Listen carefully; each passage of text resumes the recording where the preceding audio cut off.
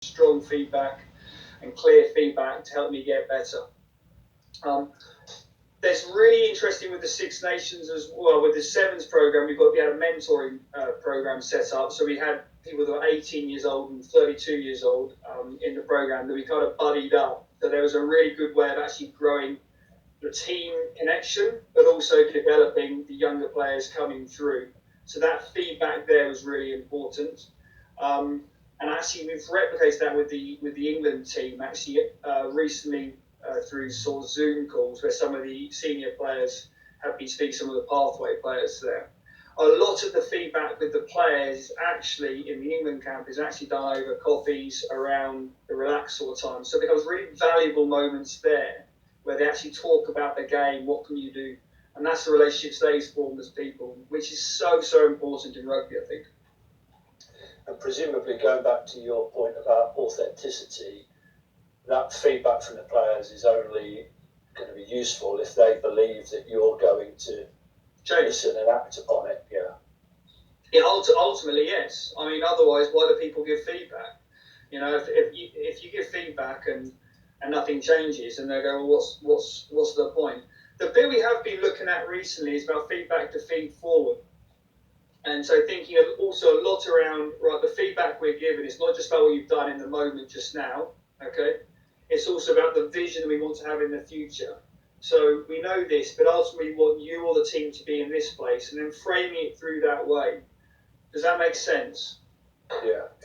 And there's another good question here from James in Worcester about developing relationships with new players into camp versus established players into camp. I suppose for you as a new coach into that England camp, there was a lot of new relationships to try and create. How did you go about doing that and I suppose earning their trust? Yeah, well, I contacted all the players that have been involved in the World Cup beforehand because I wanted obviously to introduce before we got into camp. I wanted to introduce myself, but I was also just curious to understand how they think things have gone and the game model and just get their views on things. So that was good as it was. But what you could see is you get the players when we came into camp. Even I could see as a person coming there for the first time on a full-time basis as a coach. You can see the players that have been in the program for a long time, and then the people that are making their first entries and just how much more they kind of reserved they kind of were. So it's a really simple one. You just go straight to them and you break down those barriers and you put your arm around them a little bit and say you're okay and stuff like that. And for me it was quite an easy one, to be honest. So I was going, you're a bit nervous right now? Well, I'm a bit nervous as well. And he's sitting there going, well, Christ, it's the coaches and stuff like that. And it's okay. So showing a bit of vulnerability at the right time there was useful in breaking down those barriers. And again, on that topic, there are a few questions about how you check and challenge each other as a coaching group.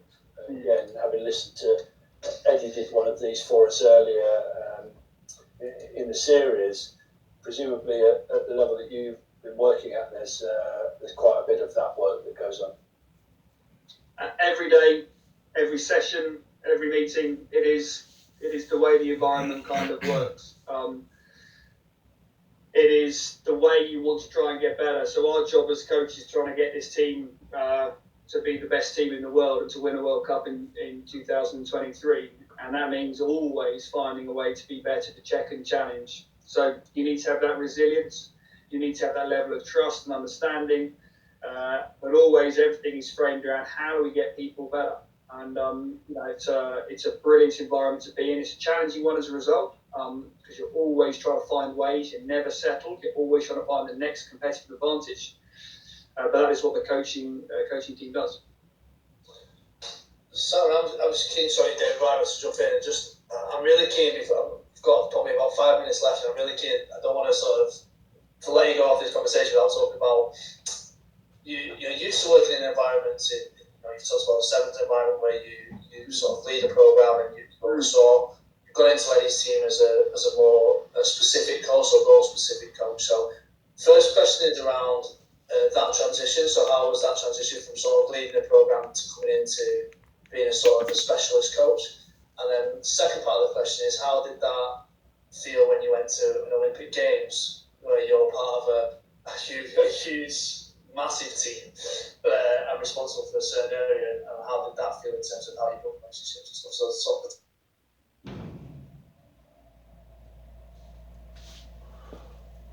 you have, or certainly we played upon, was actually being part of Team GB. So it wasn't Great Britain Sevens, it was being part of Team GB.